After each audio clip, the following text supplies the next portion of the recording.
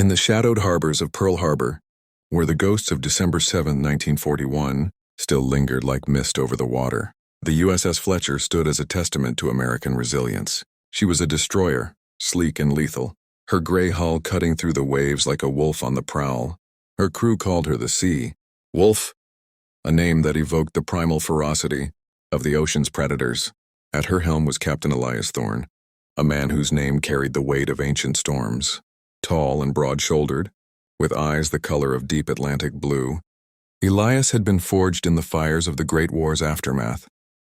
Born in the rugged coasts of Maine, he had lost his father to the sea at a young age, a fisherman swallowed by a nor'easter. That loss had driven him to the Navy, where he sought not revenge, but mastery over the unpredictable depths. Elias's second-in-command was Lieutenant Sophia Reyes, a woman whose beauty was as sharp as her intellect. With raven hair tied back in a practical bun and olive skin kissed by the sun of her Californian roots, Sophia had defied the odds in a man's world. She was the daughter of Mexican immigrants who had fled revolution for the promise of America. Her name, meaning wisdom, suited her perfectly. She navigated the complexities of naval strategy with the grace of a dancer. Sophia had joined the Waves women, accepted for volunteer emergency service, but her skills had propelled her onto the front lines. Aboard the Fletcher, she was no stranger to prejudice, yet her resolve was unyielding, a quiet fire that burned brighter in adversity. Among the crew was young Ensign Liam Hartley, barely 22, with a mop of golden hair and eyes wide with the innocence of youth. Liam hailed from the heartland of Kansas, where the sea was a distant myth told in stories. His name evoked the gentle harps of Old English folklore, but there was a strength in him, hidden like a vein of gold in rock. Enlisted straight out of high school, Liam had dreamed of adventure, not the horrors of war. He carried a locket with a photo of his sweetheart, Emily, back home, a reminder of the life he fought to protect. It was the summer of 1943, and the Pacific Theater was a cauldron of fire and fury. The Japanese Empire's reach extended like tentacles across the ocean, threatening the Allied advance. The Fletcher, part of Destroyer Squadron 23, was tasked with escorting a convoy through the treacherous waters of the Solomon Islands. Intelligence reports whispered of enemy submarines lurking in the depths and carrier-based aircraft ready to strike from the skies. Elias stood on the bridge, his hands gripping the rail as the ship sliced through the swells. The salt air filled his lungs, a familiar embrace that both soothed and sharpened his senses. "Sophia," he called, his voice steady amid the hum of engines. "What's the latest from radar?" She glanced up from her charts, her brow furrowed in concentration. "Clear for now, Captain. But the scouts report unusual activity near Guadalcanal. We might be walking into a wolf's den." Elias nodded, a faint smile tugging at his lips. "Then it's good we're wolves ourselves." Liam, stationed at the sonar, felt a thrill of fear mixed with excitement. He had trained for this, but the reality of war was a far cry from simulations. As the sun dipped toward the horizon, painting the sky in hues of crimson and gold, the crew prepared for the night ahead, a time when shadows concealed dangers. The convoy moved like a herd of steel beasts, the Fletcher leading the pack with her sisters, the USS Radford and USS Jenkins flanking the transports laden with troops and supplies. The sea was deceptively calm, but Elias knew better. "All hands battle stations," he ordered over the intercom. The ship came alive with the clatter of boots and the click of weapons. Sophia manned the fire control director, her fingers dancing over the dials. She had a knack for predicting enemy movements, a sixth sense honed by countless drills. "Incoming contacts bearing 180 degrees, she announced, her voice calm but urgent. Liam's heart pounded as the sonar pinged. "Submarine, Captain." Japanese I-19 class closing fast. The alarm blared and the Fletcher surged forward. Torpedoes streaked through the water like silver arrows, aimed at the heart of the convoy. Elias maneuvered the ship with precision, evading the deadly fish while unleashing depth charges. Explosions rocked the ocean, sending plumes of water skyward. In the chaos, Liam fired the anti-submarine weapons, his hands steady despite the fear gnawing at him. A direct hit. The sub's hull crumpled, oil slicking the surface. Cheers erupted, but Elias's face remained grim. This is just the beginning. As night fell, the real test came. Japanese destroyers emerged from the darkness, their guns blazing. The Battle of Colombangara was upon them, A furious exchange in the black void. Shells whistled overhead and the Fletcher shuddered under impacts. Sophia directed the 5-inch guns, her commands cutting through the din. "Fire for effect!" One shell struck the bridge, shattering glass and sending shrapnel flying. Elias was thrown to the deck, blood trickling from a gash on his forehead. Sophia rushed to his side, her hands pressing a cloth to the wound. "Captain, stay with me." He grasped her arm, his eyes locking onto hers. "Keep fighting, Sophia. For all of us." Liam, witnessing the scene, felt a surge of determination.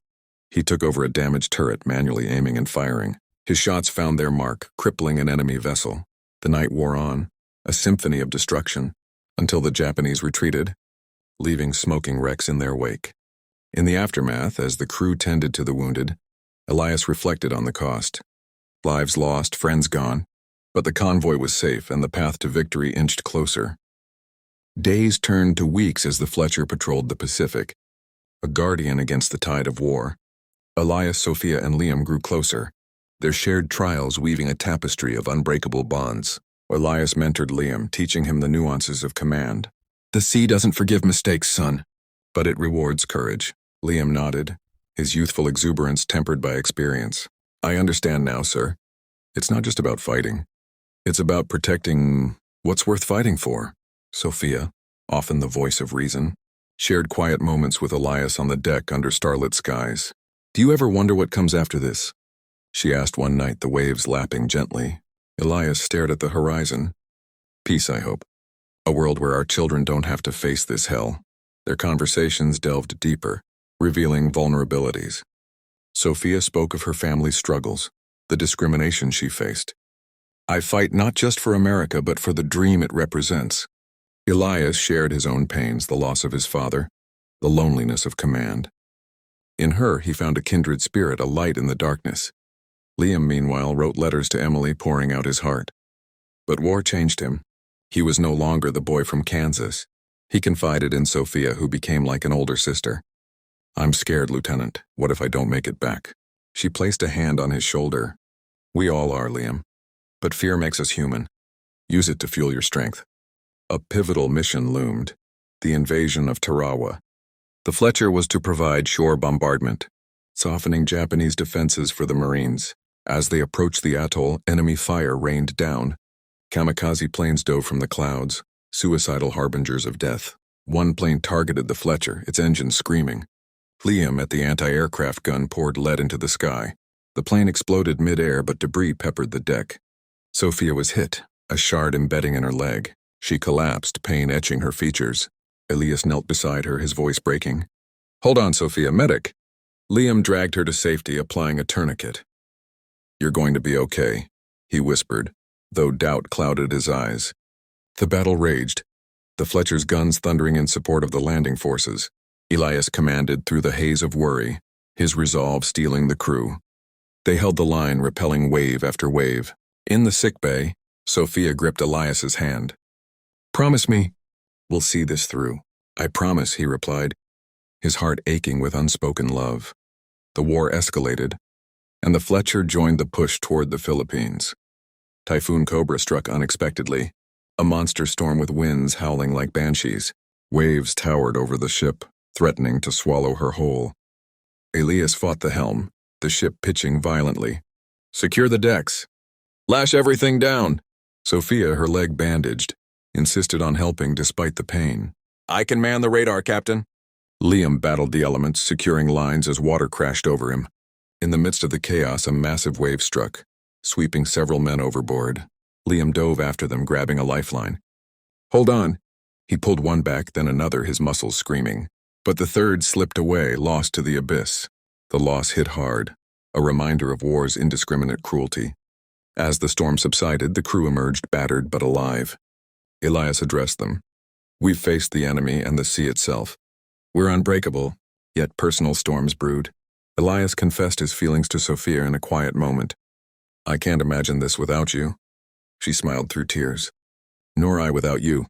Liam, witnessing their bond, found hope amidst despair. The climax came at the Battle of Leyte Gulf, the largest naval engagement in history. The Fletcher was part of Task Force 77, facing the might of the Japanese fleet. Battleships, carriers, and destroyers clashed in a cataclysmic duel.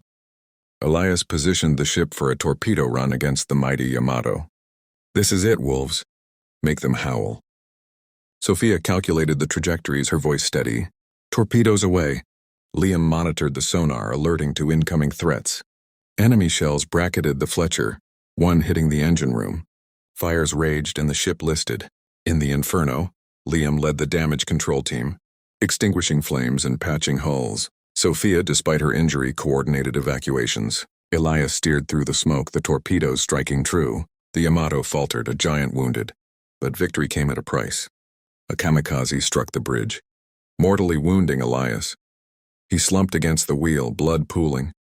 Sophia rushed to him, cradling his head. "Elias, no." He touched her face weakly. "Lead them for me." Liam arrived, tears streaming. "Captain!"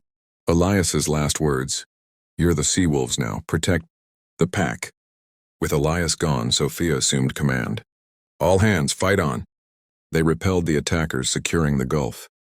The war turned, the path to Tokyo open. The war ended in 1945, the Fletcher returning home a hero. Sophia, promoted to captain, commanded her own ship, honoring Elias's memory. She married a fellow officer, but her heart carried his echo. Liam returned to Emily, starting a family in Kansas. He named his son Elias, teaching him tales of the sea wolves. The USS Fletcher, decommissioned but legendary, stood as a monument. In quiet harbors, the wind whispered their names: Elias, Sophia, Liam, heroes who tamed the sea's fury. Their story was one of sacrifice, love, and unyielding spirit, a powerful testament to the human soul amidst the storm. The sea wolves howled eternal, guardians of freedom.